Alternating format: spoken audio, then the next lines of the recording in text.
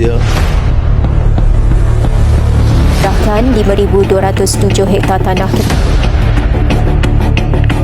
11 Februari 2020. sepadan di kawasan Pulau Sebatik, Masjid.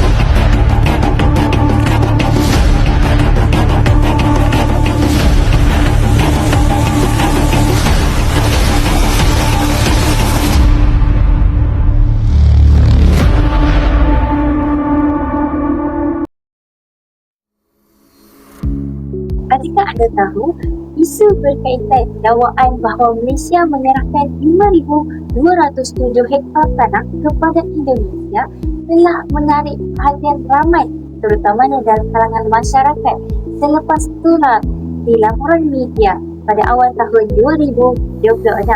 Dakwaan ini sebenarnya menimbulkan pelbagai reaksi, terutamanya dalam kalangan masyarakat, kerana isu kedaulatan wilayah ini merupakan satu isu yang sangatlah sensitif, terutamanya bagi sesebuah negara. Menurut laporan yang disiarkan oleh Harian Metro, Perdana Menteri Datuk Seri Anwar Ibrahim telah pun menafikan sekeras-kerasnya tentang dakwaan memberikan 5,207 hektar tanah kepada Indonesia dan menjelaskan bahawa beliau tidak menyerahkan apa-apa pun kepada negara jiran. Dan juga sebaliknya, apa yang berlaku adalah proses pemutawanan jajaran sepadan antara Indonesia dan juga Malaysia yang telah melalui rundingan selama beberapa dekad yang lalu. Isu ini menunjukkan bahawa maklumat yang tidak tepat ataupun tidak sahih boleh menimbulkan kekeliruan, iaitu terutama dalam kalangan masyarakat. Oleh itu, pentingnya kita menilai isu ini berdasarkan fakta sejarah, prinsip undang-undang serta sumber rujukan yang sahih. Dalam pembentangan ini, saya akan menjelaskan latar belakang isu, fakta sebenar jajaran sepadan antara Malaysia dan juga Indonesia, seterusnya prinsip undang-undang, dan akhir sekali iaitu analisis kritis terhadap isu tersebut yang telah tular dalam kalangan masyarakat. Fakta sahih tentang isu penyerahan tanah.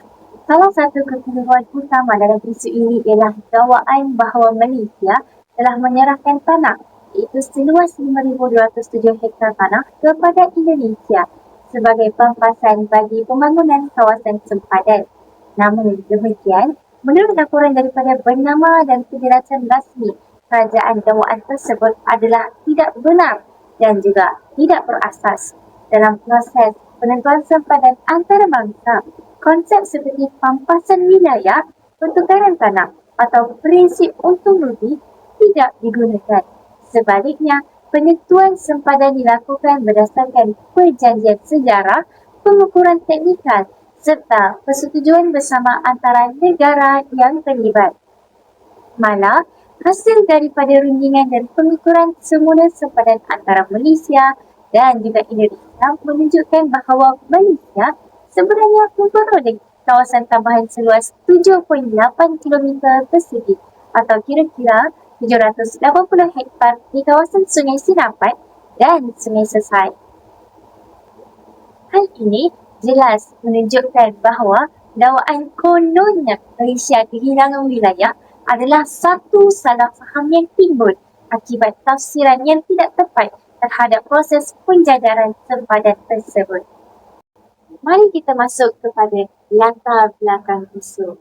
Isu ini sebenarnya mula menjadi perhatian apabila laporan media, iaitu pada tahun 2026 bertarikh 22 Januari mendakwa bahawa Malaysia menyerahkan sebahagian kawasan sempadan kepada Indonesia untuk menyokong pembangunan fasilitas sempadan serta zon perdagangan bebas di Nunukan. Laporan tersebut turut mengaitkan 3 buah kampung yang terletak berhampiran sempadan Sabah dan Kalimantan, iaitu pertama, Kampung Kabung Alor, kedua, Kampung Lepaga dan akhir sekali, iaitu Kampung Ketagas.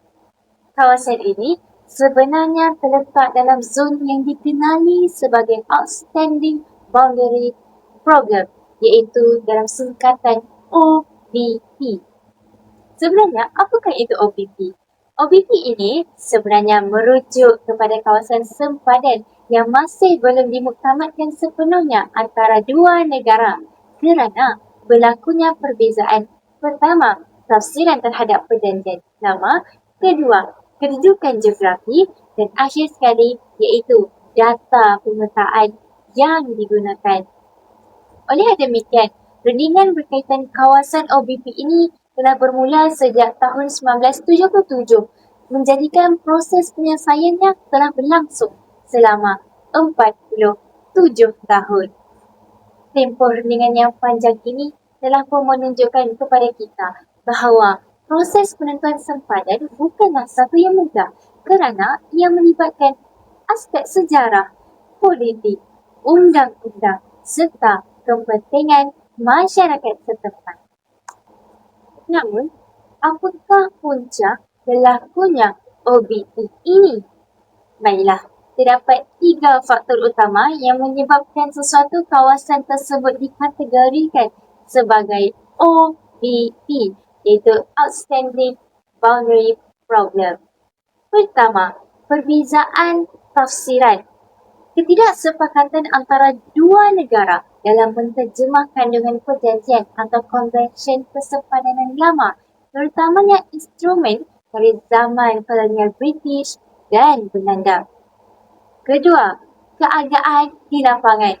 Seperti kita tahu, situasi geografi atau fizikal di tapak sebenar yang tidak dinyatakan atau tidak ditemui dalam teks perjanjian sejarah dikenali sebagai keadaan di lapangan.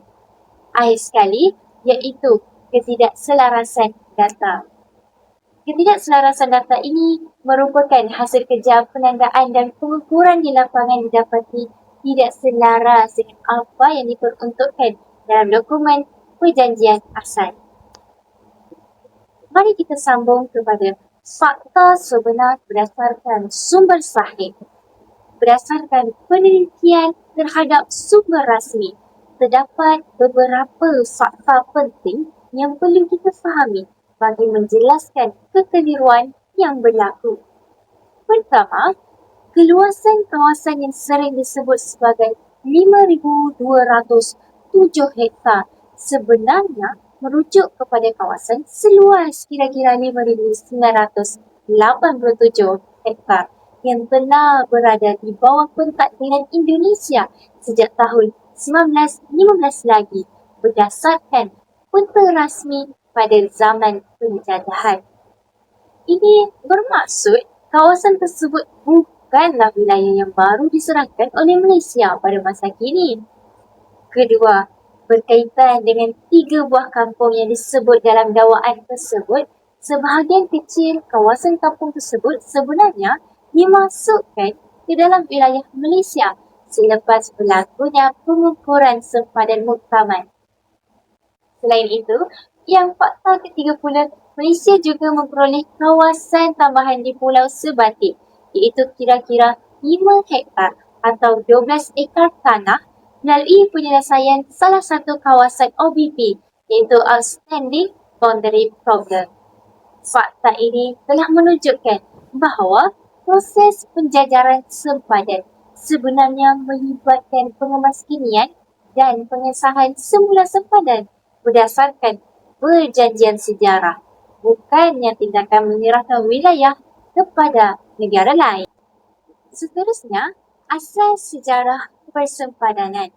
Penentuan sempadan antara Malaysia dan Indonesia mempunyai sejarah yang panjang yang bermula sejak zaman penjajahan British dan Belanda, iaitu di Pulau Borneo. Beberapa perjanjian penting telah ditandatangani bagi menentukan garis sempadan antara kedua-dua wilayah tersebut.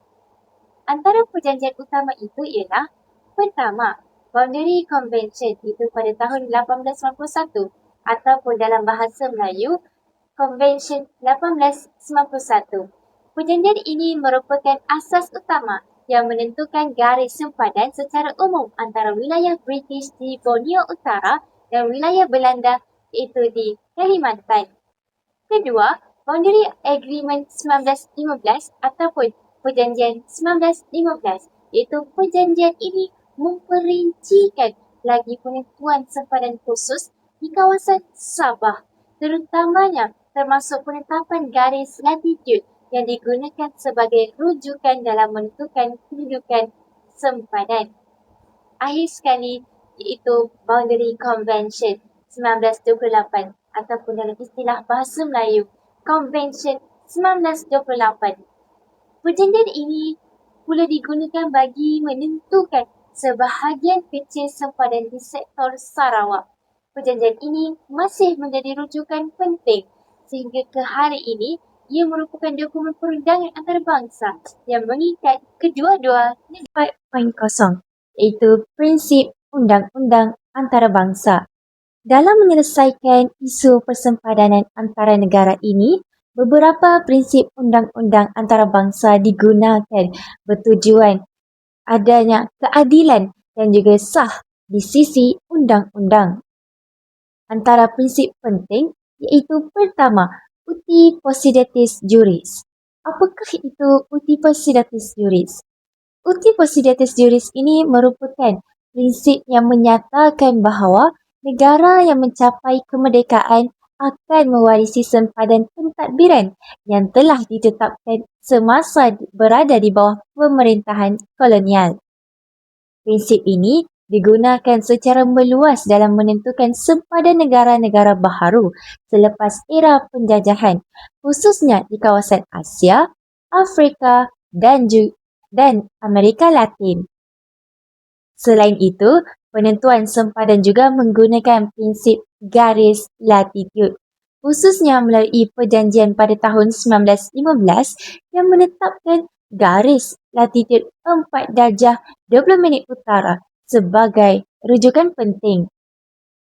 Berdasarkan prinsip ini, kita dapat lihat pertama, kawasan di utara garis tersebut berada di bawah pentadbiran British, iaitu kini di Sabah, negara Malaysia. Seterusnya itu kedua, kawasan di selatan garis tersebut berada di bawah pentadbiran Belanda, iaitu kini di Indonesia.